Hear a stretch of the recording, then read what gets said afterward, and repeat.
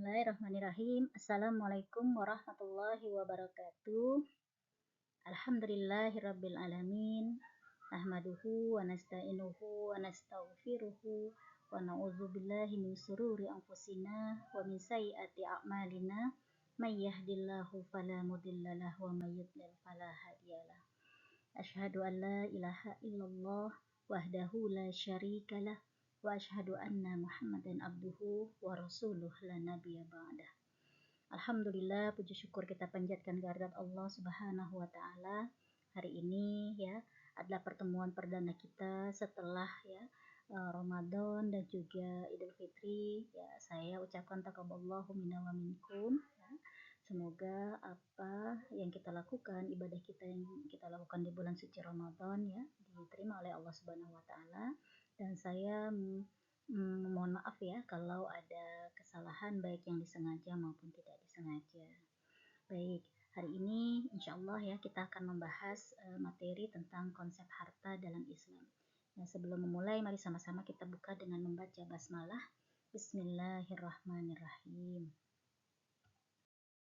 Baik, Islam ya kita ketahui ya, harta itu adalah sesuatu yang menyenangkan, sesuatu yang menjadi kesenangan manusia, tujuan mungkin ada yang menjadikannya sebagai tujuan manusia, ada yang menjadi apa ya, cita-cita mungkin ya untuk mengumpulkan harta dan sebagainya gitu.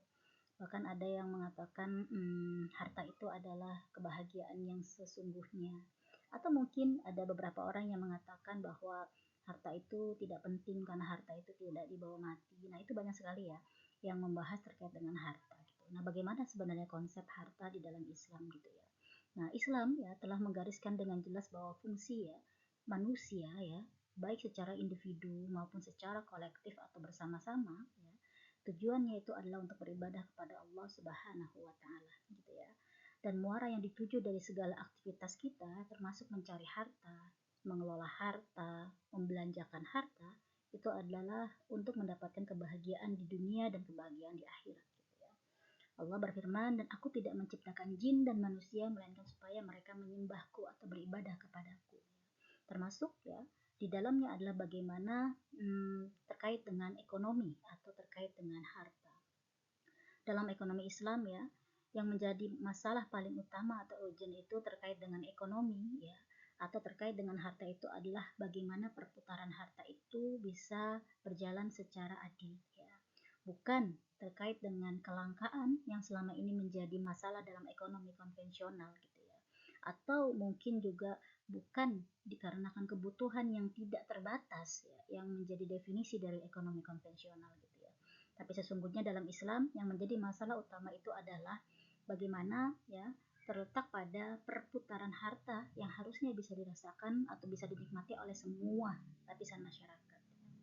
Ekonomi ya selain merefleksikan aktivitas ya yang berhubungan dengan perilaku individu ya dalam memenuhi kebutuhan hidupnya ya, juga sebagai proses interaksi di antara manusia dalam rangka kolektivitas untuk kemaslahatan bersama. Iya.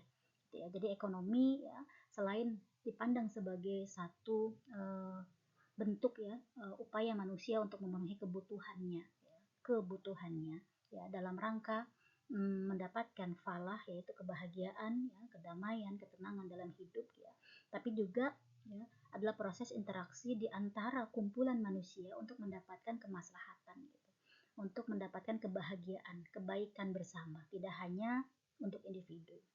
Karena itu, orientasi ekonomi itu tidak hanya tertuju pada pencapaian ya. Berapa mobil yang kamu punya, berapa rumah yang kamu punya ya. Kemudian punya pencapaian-pencapaian yang sifatnya hanya materialistis gitu ya. Tidak itu ya. Orientasi ekonomi tidak sempit hanya tertuju pada pencapaian materi. Tapi yang lebih utama itu adalah bagaimana pencapaian spiritual.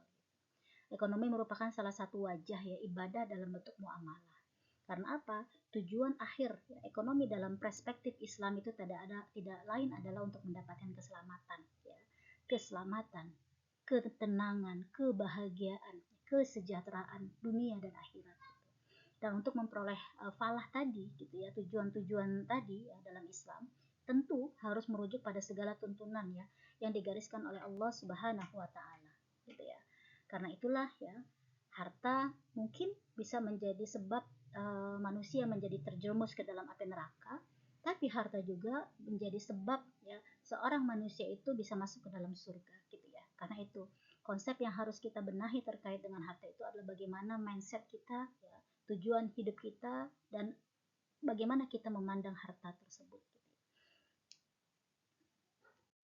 Nah, beberapa ya penjelasan mengenai harta ada dalam Al-Qur'an ya. Di antaranya dalam surat An-Nisa ayat 5, Az-Zariyat ayat 19, Al-Adiyat ayat 8, yang semua Allah sampaikan ya dalam Al-Qur'an ya berkaitan dengan harta gitu. Di antara ya yang Allah sampaikan di dalam Al-Qur'an ya di surat An-Nisa, janganlah kamu serahkan kepada orang-orang yang belum sempurna akalnya harta yang dijadikan Allah sebagai pokok kehidupan. Belum sempurna akalnya ya, bisa berarti dalam tafsir itu adalah anak-anak ya, yang memang mereka belum mukallaf ya, yang belum bisa membedakan antara halal dan haram, baik dan buruk. Juga orang-orang yang mungkin gitu ya, secara fisik mereka sempurna tapi secara akal ya mereka tidak sempurna gitu ya. Karena itulah, karena harta ya Allah jadikan sebagai pokok kehidupan ya. Jadi tidak semua bisa menjalankan semua kewajibannya terkait dengan harta ya. Karena itu ya, jadikanlah harta sebagai ya sarana untuk dekat kepada Allah. Ya. Di dalam surat Az-Zariyat ayat 19 Allah juga menyampaikan bahwa dan pada harta-harta mereka adalah ada hak untuk orang miskin ya, baik yang meminta maupun orang miskin yang tidak meminta. Nah, gitu. Jadi walaupun mungkin sebagian orang memandang harta itu tidak baik atau mungkin hanya menjerumuskan, tapi ternyata ya di dalam harta juga ada kebaikan. Ketika harta itu ditujukan kepada orang-orang yang memang ya bisa kita bantu dan kita tolong. Baik itu orang-orang yang meminta gitu ya, maupun orang-orang yang tidak meminta karena kemiskinannya, karena memang mereka menjaga izahnya untuk tidak meminta-minta kepada orang lain. Dan Allah juga menyampaikan di dalam surat Al-Adiyat ayat 8 bagaimana kecintaan manusia yang begitu besar terhadap harta. Nah ini gitu ya. Harta itu bisa menjadi kebaikan, tapi harta juga bisa menjadi keburukan, tergantung bagaimana kita mengelola harta tersebut. Harta dalam bahasa Arab ya disebut sebagai al-mal ya, atau kecondongan ya, atau berpalingnya kita ya dari tengah ke salah satu sisi. Karena apa? Karena tadi karena kesukaan, kecintaan sehingga membuat kita menjadi teralihkan untuk melihat atau memiliki atau menggunakan. Al-mal dapat juga diartikan sebagai skala bentuk yang menyenangkan manusia, ya. Menyenangkan manusia. Dapat dipelihara atau dimiliki ya, baik dalam bentuk materi maupun manfaat. Ya. Nilai harta ya itu ditentukan oleh apa yang dihasilkannya. Jika harta itu menghasilkan kebaikan, maka pemiliknya akan mendapatkan kebaikan. Sebaliknya, jika harta tersebut menghasilkan kejahatan, maka pemiliknya juga akan ditimpa dari kejahatan itu. Karena itulah harta diposisikan sebagai alat untuk memperoleh kebaikan, sehingga segala sesuatu yang berkaitan dengan cara memperolehnya, mengelola harta, membelanjakan harta, sepatutnya ada dalam kerangka kebaikan. Nah, karena itulah, begitulah pelaku ekonomi menciptakan mekanisme ekonomi ya yang memberikan kebaikan untuk sesama gitu ya. Betul. Harta menjadi kebaikan di tangan orang yang baik, yang soleh. Tapi harta bisa menjadi keburukan di tangan orang yang tidak soleh, orang yang tidak baik dan tidak bisa memahami konsep harta di dalam Islam. Selain kita membahas tadi beberapa dalil yang terkait dengan harta dalam Al-Quran ya, Rasulullah SAW juga menjelaskan ya terkait dengan harta. Harta kata Rasulullah ya, sebaik-baik harta adalah yang ada pada orang-orang yang soleh gitu ya. Ya harta yang baik itu adalah harta yang dimiliki oleh orang-orang yang soleh.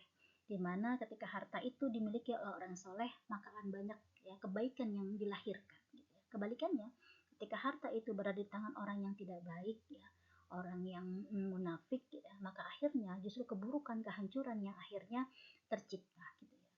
Karena itulah gitu ya, seorang muslim kita dituntut untuk memiliki harta. Bahkan mewajibkan kita untuk memiliki harta. Karena apa? Harta itu ya akan bisa menjadi jalan ya hidayah bagi banyak orang. Harta itu juga bisa menjadi jalan kebaikan untuk banyak orang. Harta itu juga akhirnya bisa memunculkan ya orang-orang yang akhirnya bisa berjuang di jalan Allah ya. Karena itulah memiliki harta itu adalah suatu yang penting di dalam Islam ya. Memiliki harta adalah suatu yang memang diusahakan di dalam Islam. Karena apa? Dengan harta maka kita bisa mudah menjalankan ibadah kepada Allah ya. Dengan harta akhirnya kita bisa bersedekah, berzakat, berinfak ya, bahkan bisa memberi lebih banyak. Kita bisa melaksanakan ibadah haji, umroh, dan itu semua menggunakan harta gitu ya. Kemudian ya, Allah juga menyampaikan gitu, Rasulullah menyampaikan dalam hadisnya gitu ya, fungsi harta bagi umat Islam adalah diberikan kepada yang berhak atasnya ya. Bersedekahlah kalian karena kata Rasul sesungguhnya akan datang suatu zaman di mana seorang laki-laki ya, berjalan membawa sedekahnya tapi tidak ada satupun yang akan menerimanya gitu ya. Maka berkata seseorang kepadanya, seandainya kamu datang kemarin, tentu aku akan menerimanya. Adapun sekarang aku tidak memerlukannya. Nah itu. Jadi di kesempatan ini ketika kita mampu memberi gitu ya, maka berilah gitu ya. Jangan sampai akhirnya ketika Allah memberikan keberkahan atau mungkin kebaikan rezeki kepada semua orang dan akhirnya orang tidak mau mendapatkan sedekah, itu malah akhirnya kesempatan kita untuk beramal menjadi sedikit ya. Kemudian ya Rasulullah juga menyampaikan ya, apabila seorang tidak mampu berjihad dengan jiwa dan raga, maka dia bisa berjihad dengan hartanya. Barang siapa yang membantu menyiapkan tentara untuk berperang di jalannya, maka pahalanya sama seperti orang yang berperang tanpa menguranginya. Nah itu. Jadi harta bisa menjadi kebaikan. Harta bisa membuat orang menjadi lebih hidup. Harta juga bisa membuat orang bisa menentukan kebaikan untuk dirinya. Gitu ya. Karena itu kemandirian kita untuk memiliki harta ya, tanpa bergantung kepada orang lain itu adalah satu kewajiban kita sebagai makhluk ya, individu maupun sosial. Kemudian Rasulullah juga menyampaikan gitu ya, akan datang zaman di mana seseorang tidak peduli lagi dengan cara apa dia mendapatkan hartanya. Ya. Rasulullah mengingatkan sungguh akan datang suatu masa saat manusia tidak lagi peduli cara apa dia menghasilkan harta. Apakah dari sesuatu yang halal ataupun sesuatu yang haram. Nah ini, mungkin ini banyak kita lihat atau mungkin kita saksikannya di zaman ini gitu ya. Bahwa banyak orang yang berbondong-bondong mencari harta dengan jalan yang tidak halal ya, dengan cara yang tidak benar gitu ya, hanya sekedar untuk mendapatkan kesenangan dunia gitu ya. Mudah-mudahan kita terhindar dari orang-orang yang seperti itu atau mungkin ya kita bisa bertaubat kalau memang kita sudah melakukan hal tersebut. Dan beberapa pendapat ulama tentang harta. Yang pertama, Dr. Yusuf Qaradawi menyebutkan bahwa harta memiliki definisi sebagai kebaikan ya, perhiasan hidup dan pokok kehidupan bagi manusia. Harta merupakan kebaikan yang begitu dicintai oleh manusia. Ya. Hartalah yang dapat secara harfiah menjauhkan manusia dari kondisi kefakiran. Ya. Yang secara tidak langsung akhirnya memastikan potensi manusia untuk jauh dari kecenderungan segala aktivitas yang kekufuran. Ya. Karena apa? Orang yang mungkin dalam kondisi kekurangan, maka akhirnya akan mudah menggadaikan akidahnya. Gitu ya. Karena itulah, ya, secara harfiah menjauhkan manusia dari kondisi kefakiran. Ya. Akhirnya karena lapar ya dia menggadaikan keimanannya, karena lapar akhirnya dia melakukan tindakan kejahatan dan lain sebagainya ya. Meskipun tetap ya terbuka potensi untuk melalaikan manusia akibat kecintaan yang begitu besar pada harta yang pada akhirnya membuat manusia hilaf dalam penyikapan terhadap harta tersebut ya. Jadi Dr. Yusuf Qaradawi menekankan bahwa ya, harta itu adalah sebagai kebaikan, perhiasan dan pokok kehidupan manusia ya, dimana kebaikan ya yang bisa dilakukan dari harta itu adalah bagaimana kita bisa terjauh dari kondisi kefakiran maupun kekufuran gitu ya. Karena mudah-mudahan ya ketika kita memiliki harta maka kita bisa memiliki kekuatan ya untuk terus menjalankan keimanan kita gitu ya. Yang kedua, di dalam tafsir Al-Munir ya karangan Wahbah Zuhaili ya, menjelaskan ya terkait dengan harta. Sungguhnya kecintaan manusia terhadap harta sangat kuat ya, sehingga ia bersungguh-sungguh dan mati-matian dalam mencari harta. Ya. Sedangkan kebalikannya, secara tabiat, manusia diciptakan untuk mengkufuri nikmat, cinta harta, serta bakhil untuk menyedekahkannya. Nah ini, jadi begitu dia semangat gitu untuk mencari uang atau mencari harta, dia berangkat pagi tidak bertemu dengan sinar matahari gitu ya, bahkan pulang sampai dia tidak bertemu lagi dengan matahari gitu ya. Dan akhirnya dia lakukan itu terus-menerus setiap harinya untuk mendapatkan harta gitu ya. Ketika dia dapatkan gitu, maka dia merasa bahwa itu adalah hasil kerja kerasnya dia. Itu adalah hasil jerih payahnya dia sendiri. Sehingga dia tidak mau menyedekahkan hartanya, dia merasa dia capek, dia merasa dia sudah lelah dan dia mendapatkan ini dengan susah payah. Akhirnya ketika dia dituntut untuk memberi kepada orang lain, dia merasa sayang atau dia merasa marah atau dia merasa tidak suka karena menganggap itu adalah hasil keringatnya. Nah ini tabiat manusia memang diciptakan gitu ya oleh Allah itu adalah mengkufuri nikmat ya. tidak bersyukur terhadap nikmat Allah, ya, tidak bersyukur dengan kesempatan yang Allah berikan, kesehatan yang Allah berikan. Ketika Allah memberikan itu kepadanya, akhirnya dia lupa. Dan akhirnya dia merasa apa yang dia dapatkan itu adalah karena usaha dia sendiri. Nah, ini dia. Nah, harta ya, itu bisa ya menjadi kebaikan tapi juga bisa menjadi keburukan. Di dalam tafsir Al-Qurtubi ya, juga menyampaikan bahwa harta yang digunakan untuk berbuat maksiat itu tidak akan dapat membawa pahala dan tidak akan diganti di kemudian hari. Lain halnya jika harta itu digunakan untuk menegakkan bangunan yang diciptakan untuk kebutuhan, ya, kebutuhan ya keluarga agar aurat ya anggota keluarga tersebut itu tertutup atau terjaga dari apapun. Maka mendirikan bangunan tersebut, mendirikan rumah tersebut ya, atau memang diniatkan untuk memenuhi kebutuhan keluarga, itu akan diberikan ganjaran yang lebih baik dan ganti di kemudian hari oleh Allah Subhanahu wa taala. Nah, di dalam Islam ya, akhirnya kita memahami bagaimana konsep harta. Di dalam Hikam, harta itu adalah sesuatu yang harus mengalir. Seperti air yang mengalir, maka dia akan memberikan kebaikan bagi manusia di sekitarnya. Air yang mengalir maka otomatis dia akan menghilangkan penyakit ya, bau yang tidak sedap ya, ataupun mungkin masalah-masalah yang ada di sekitar lingkungan. Tapi kalau harta atau uang itu mengendap, ibarat air selokan yang mengendap tidak bisa mengalir, maka akhirnya dia menimbulkan bau yang tidak sedap ataupun mungkin penyakit ya buat orang-orang di sekelilingnya gitu. Karena itu harta atau kita sebut sebagai uang misalnya gitu ya, adalah sesuatu yang konsepnya itu adalah mengalir, yang harus kita berikan atau berputar di tangan manusia, tidak mengendap, tidak ditimbun gitu atau dikumpulkan sebanyak-banyaknya, karena itu membuat akhirnya fungsi harta itu menjadi tidak baik. Nah tadi bahwa pemenuhan kebutuhan ya itu adalah sesuatu yang memang diterima di dalam Islam karena menjadi bagian dari pokok kehidupan manusia. Dan tadi pemenuhan kebutuhan maka itu juga bersumber dari bagaimana kita bisa memperoleh harta. Ketika kita bisa mendapatkan uang maka kita bisa membeli barang, ya. Pemenuhan kebutuhan ya menuju falah itu tidak serta-merta bisa kita dapatkan kalau ya kita tidak memiliki harta. Karena itu, ikhtiar untuk mendapatkan harta atau rezeki dari Allah itu adalah sesuatu yang wajib bagi setiap manusia. Ya. Penyikapan terhadap harta atau sumber daya ekonomi ya itu adalah bagaimana kita memperoleh harta, ya, kemudian mengelola harta dan juga membelanjakan harta tersebut. Ya. Dan mengembangkan ya harta dengan cara investasi, ya, dengan cara mendistribusikan harta, ya, kemudian bersedekah, ya, berzakat, berinfak, ya, itu adalah bagian juga yang diatur di dalam Islam gitu ya. Karena apa? Karena semua ya itu semua akan dipertanggungjawabkan di hadapan Allah Subhanahu wa taala. Nah ini. Jadi apa saja sih yang bisa kita lakukan dengan harta? Yang pertama, dalam konsep ekonomi ada hal-hal yang diperbolehkan ya. Ada akad-akad yang diperbolehkan. Akad yang diperbolehkan yang pertama itu adalah jual beli ya atau murabahah ya. Silakan ya kita mengembangkan harta kita dengan kita melakukan aktivitas perdagangan. Kita menjual makanan, kita menjual minuman, kita memiliki mungkin jasa ya baik itu dokter ya, pengacara ya, pengajar dan lain-lain. Silakan. Karena apa? Ketika kita melakukan aktivitas jual beli, maka kita berhak untuk mendapatkan keuntungan dan itu boleh ya. Kemudian investasi pun boleh. Silakan kita mendapatkan ya keuntungan dari investasi yang kita gulirkan dalam bentuk mudharabah, musyarakah dan lain sebagainya. Itu juga diperbolehkan kita mendapatkan keuntungan. Lain halnya ya, kalau akad kita itu adalah akad yang bersifat sosial ya.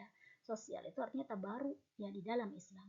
Di mana akad sosial maka tidak diperbolehkan kita mendapatkan keuntungan sedikit pun dari yang kita keluarkan. Apa itu? Di dalamnya ada hutang piutang misalnya, berinfak, bersedekah, berwakaf, maka kita tidak mendapatkan keuntungan secara materi di sana. Tapi ketika kita melakukan aktivitas itu, Allah yang akan memberikan ganjaran pahala kebaikan atau rezeki dari arah yang tidak kita sangka-sangka. Ya, terkait dengan regulasi, di dalam Islam itu semua ada mekanisme yang berjalan sesuai dengan aturan Allah. Bagaimana zakat itu hanya diberikan kepada 8 asnaf. Bagaimana kita bisa memberikan warisan dengan konsep atau aturan yang Allah berikan. Nah itu semua ada aturannya. Ketika Allah mengatur terkait dengan harta, Allah tahu bahwa apa yang kita lakukan kalau keluar dari aturan maka itu akan membahayakan bagi manusia itu sendiri, akan memberikan keburukan bagi manusia. saudara kandung yang awalnya mereka akur, yang mereka bahagia hidupnya, tapi ketika orang tuanya nggak ada, mereka bisa ribut hanya gara-gara warisan. Mereka bisa bertengkar hanya gara-gara warisan, ya, dan lain sebagainya. Karena itulah semua yang terkait dengan harta akan menjadi kebaikan kalau kita mau turut, kalau kita mau patuh semua dengan aturan Allah. Tapi ketika kita mau berada di luar, ya, di luar aturan Allah ataupun ya di luar syariat yang Allah berikan, maka saya yakin kehidupan yang didapatkan di akhir hidup kita itu adalah kesengsaraan, kegelisahan dan lain sebagainya gitu ya. Nah gitu, Allah Maha tahu kebaikan yang ada dalam diri manusia. Karena itulah yang Allah berikan itu adalah semua aturan yang tujuan adalah untuk kebaikan manusia. Nah itulah ya yang bisa saya sampaikan ya terkait dengan harta. Mudah-mudahan kita bisa menjadi pribadi yang tetap bisa memandang harta itu hanya di tangan kita, bukan di hati kita. Ya, ketika kita memandang harta itu sebagai satu kebaikan, ketika keimanan kita itu kuat di hadapan Allah, maka akhirnya apa yang kita lakukan terhadap harta akan kita jaga, akan kita atur, akan kita lakukan sesuai dengan perintah Allah. Ya.